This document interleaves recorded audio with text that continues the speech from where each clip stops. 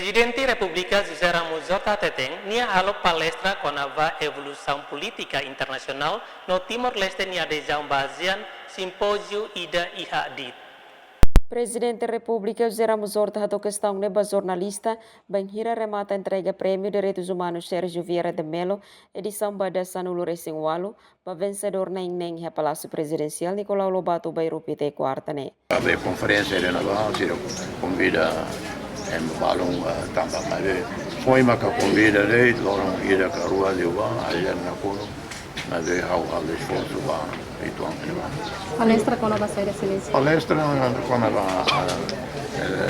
evolução política internacional. Presidente da República participa em simpósio ida ihadili Institute of Technology DIT, onde afirma fali compromisso nação união hafeng adesão completa ba ASEAN, no dar meta estratégica ida nebe alinhada teona ho primeiro-ministro Kairala Sanana Guzmão.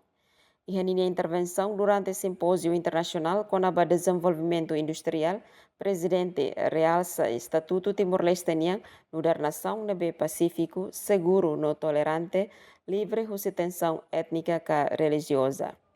Chefe Estado do subestudante geração Fonsira atu corresponde estabilidade nacional o disciplina no excelência acadêmica, onde sublinha que nação tem que preparado atu maximiza benefícios sira integração regional.